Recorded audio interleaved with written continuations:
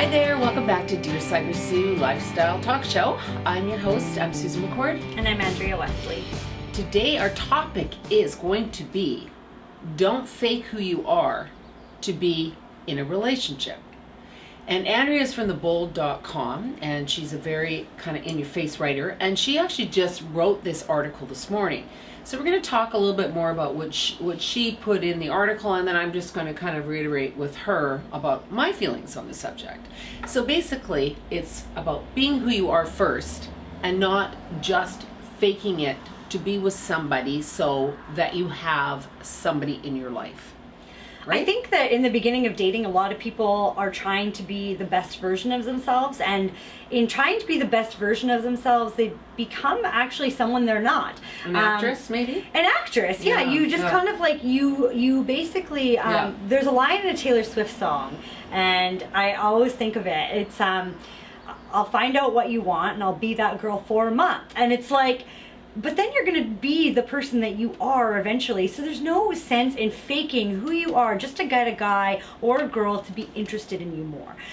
Because not being yourself, first of all, is draining. It's so draining to fake it. You know, you don't need to be this vision of perfection just to get a guy to be interested in you. You don't need to pretend that you like everything that he likes. It's okay to be different. You don't need to pretend that you're this agreeable woman that has no opinions of her own that conflict with his or your backbone. You need to be yourself, because if you're going to be fake in the beginning of a relationship, you're going to end up in a fake relationship.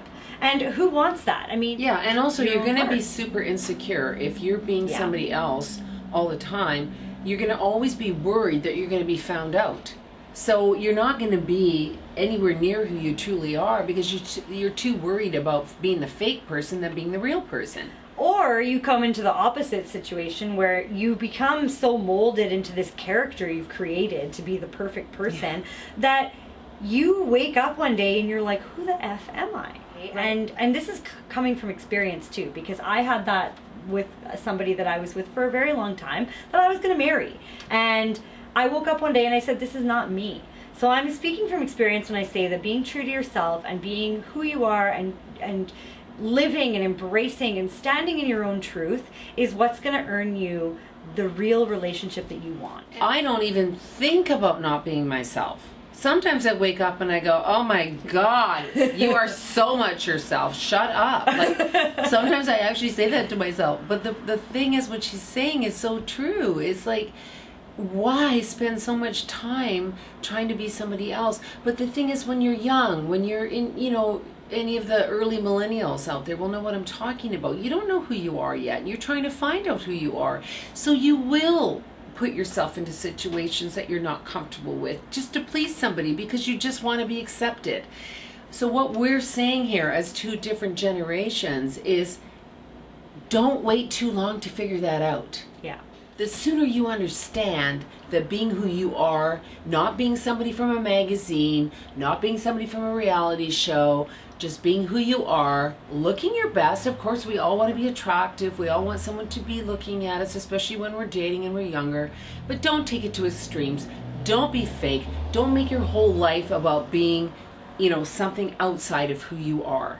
Because at the end, you're not going to be who you are, and you're not going to meet the right people because that's not who you are. Exactly. Anyway, that's it from the girls. We're out. This is it. We're over. Have a really good night, everybody. And thanks for tuning in to Dear Sybersue. Please don't forget to check me out, dearsybersue@gmail.com, for any questions you have. And Andrea, check out all her amazing in-your-face blog posts at, do they call them blog posts? They're articles, yeah. No. Her articles at thebold.com. That's BOLDE. Anyway, thanks everyone. Take care. Bye.